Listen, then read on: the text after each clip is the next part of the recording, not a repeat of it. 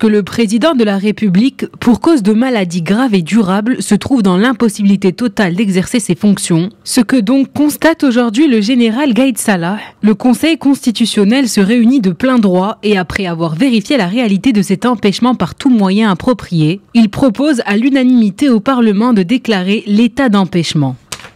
Dans un second temps, le Parlement siégeant en chambre réunie déclare l'état d'empêchement du président de la République. Pour cela, un vote nécessite la majorité des 2/3 de ses membres qui chargent alors de l'intérim du chef de l'État pour une période maximale de 45 jours le président du Conseil de la Nation. Ce dernier exerce alors les prérogatives du président dans le respect des dispositions de l'article 104 de la Constitution. À l'issue de ces résolutions et en cas de continuation de l'empêchement à l'expiration du délai de 45 jours, il est procédé à une déclaration de vacances par démission de plein droit. En cas de démission ou de décès du président de la République, le Conseil constitutionnel se réunit de plein droit et constate la vacance définitive de la présidence de la République. Il communique immédiatement l'acte de déclaration de vacances définitive au Parlement qui se réunit de plein droit. En conséquent, le président du Conseil de la Nation assume la charge de chef de l'État pour une durée de 90 jours au maximum, au cours de laquelle des élections présidentielles sont organisées. Le chef de l'État ainsi désigné ne peut être candidat à la présidence de la République. En revanche, lorsqu'il s'agit de conjonction de la démission ou du décès du président de la République et de la vacance de la présidence du Conseil de la Nation, pour quelque cause que ce soit, le Conseil constitutionnel se réunit de plein droit et constate à l'unanimité la vacance définitive de la présidence de la République et l'empêchement du président du Conseil de la Nation. Dans ce cas, le président du Conseil constitutionnel assume la charge de chef de l'État dans les conditions fixées sans pour autant avoir la possibilité d'être candidat à la présidence de la République.